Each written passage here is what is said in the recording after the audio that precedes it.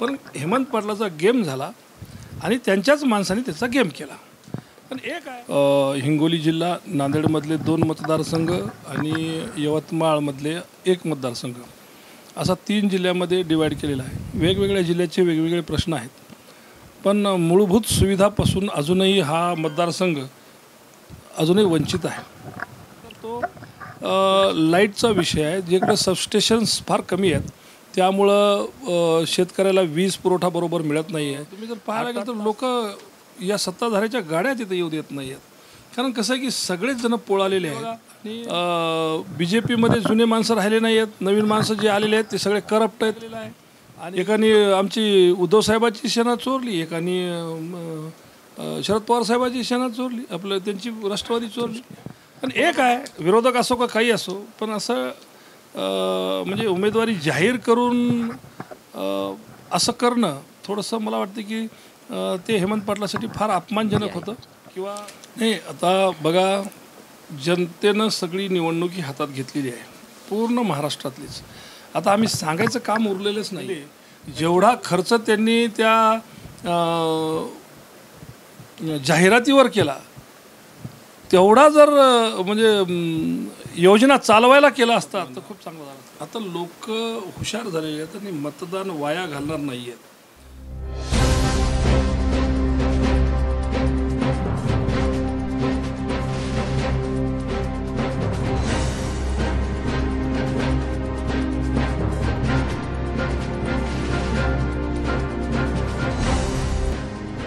दर्शको नमस्कार. दर्शको, राजमुद्राच्या सत्तामुद्रा या विशेष सत्रामध्ये मी आपलं सहर्ष स्वागत करत आहे. दर्शको, आज राजमुद्राची टीम हिंगोली लोकसभा मतदारसंघात आलेली आहे आणि आज आपण येथील उद्धव बाळासाहेब ठाकरे शिवसेनेचे अधिकृत उमेदवार आष्टीकर यांच्याकडे आपण आलेलो आहोत.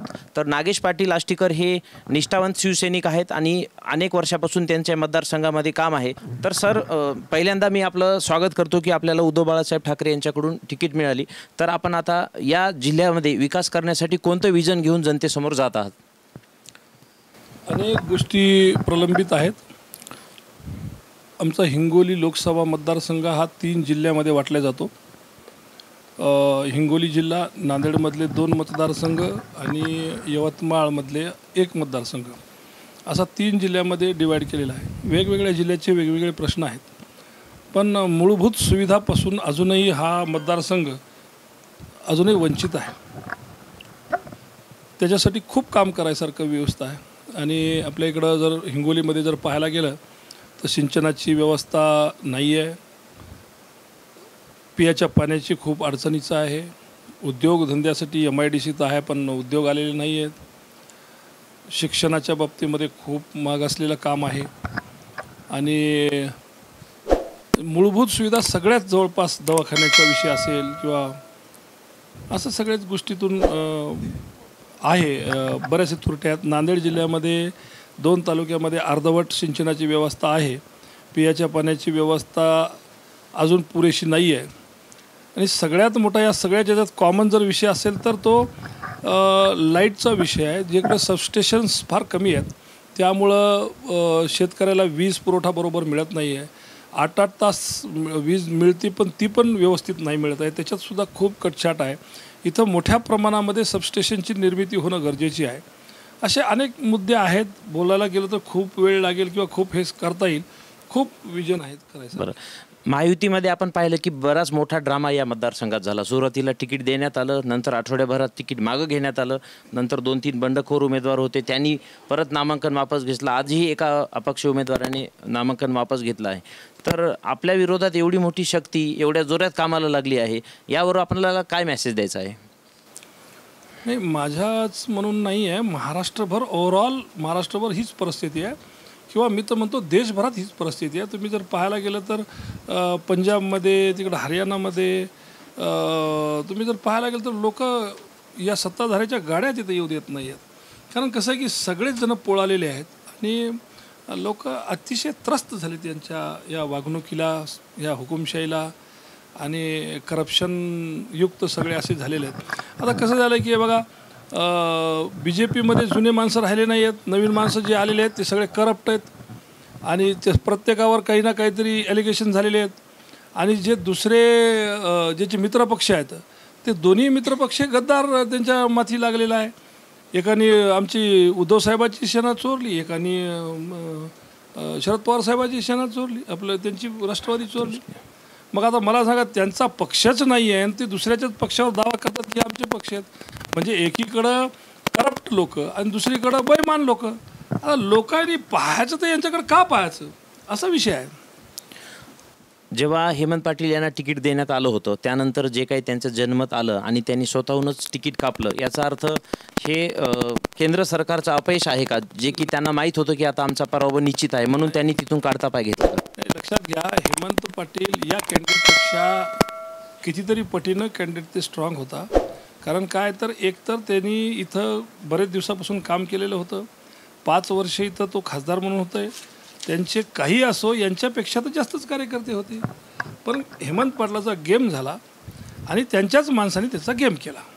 पण एक आहे, विरोधक असो का काही असो, पण असं म्हणजे उमेदवारी जाहीर करून असं करणं थोडंसं मला वाटतं की ते हेमंत पाटलासाठी फार अपमानजनक होतं.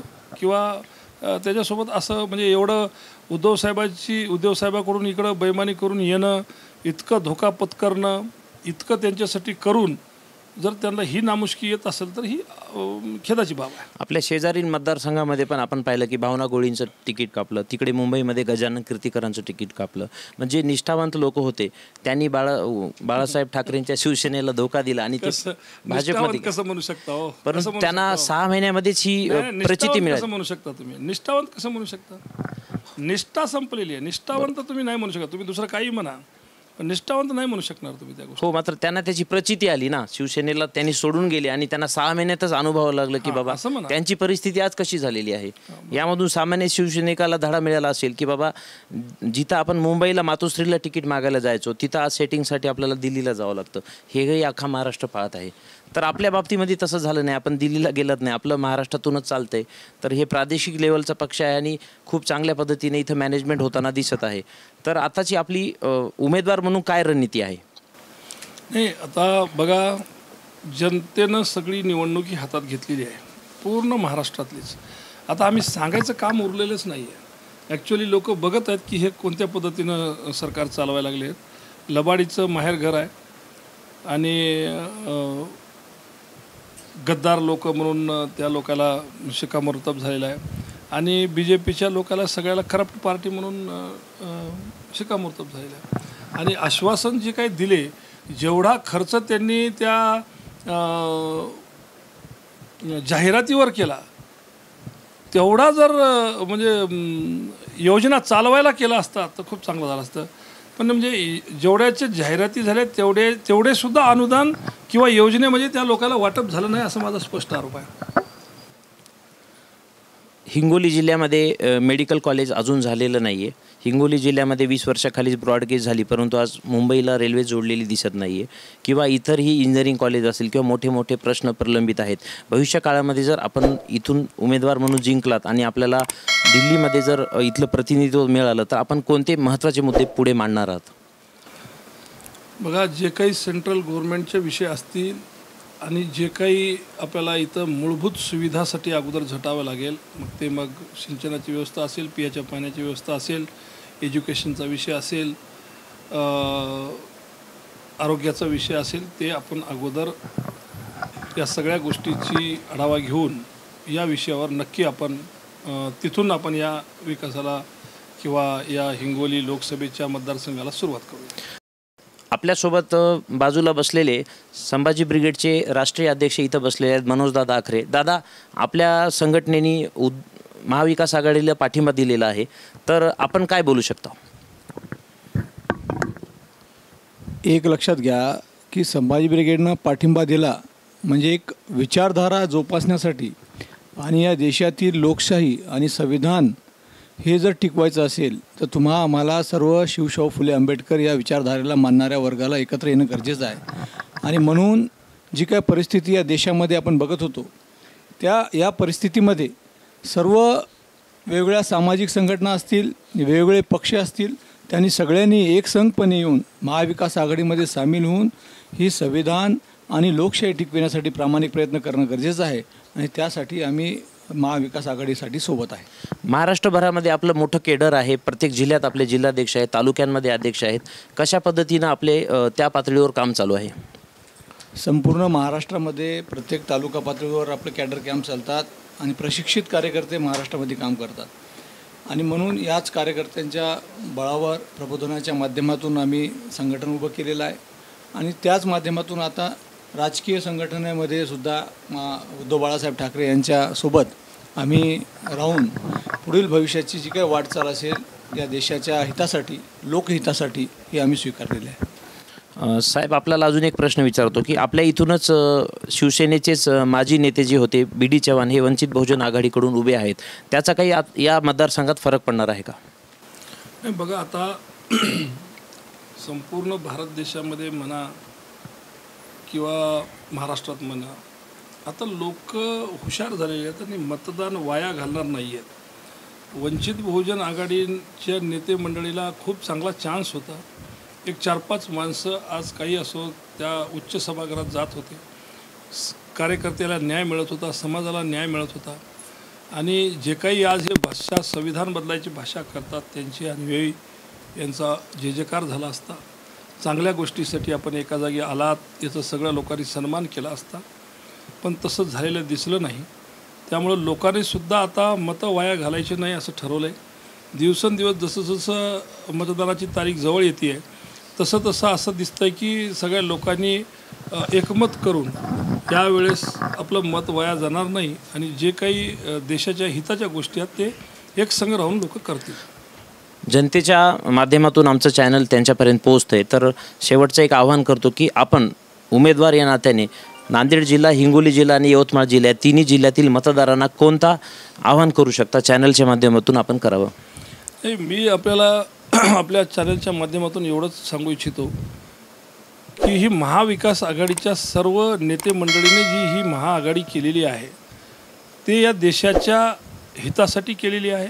नवतरुण पिढीला उद्या काही त्रास होऊ नये, या देशातले सर्व समाज समभावाने आणि समतोलाने चालावेत.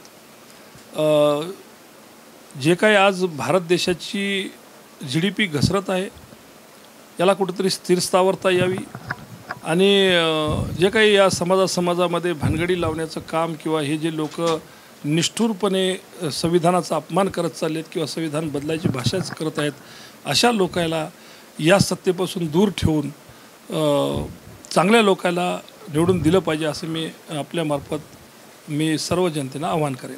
आता दोन्ही शिवसेनाच इथं उभे आहेत ना, काँग्रेस आहे ना, राष्ट्रवादी आहे ना, भाजप आहे, तर दोन्ही शिवसेना इथं तुल्यबळ आहेत आणि हा गडच शिवसेनेचा आधीपासूनच आहे. तर इथं धनुष्यबाणही चिन्ह निशाणी आहे आणि मशाल देखील आहे, यावर आपलं काय म्हणणं आहे? बघा, असू द्या, सगळ्याला माहीत आहे की धनुष्यबाण आमचा चोरीला गेलेला आहे, त्यामुळं मशाल हे चिन्ह आमचं सगळ्या घराघरात गेलेलं आहे आणि योगायोगानं माझं नाव 1 नंबरमध्येच आहे.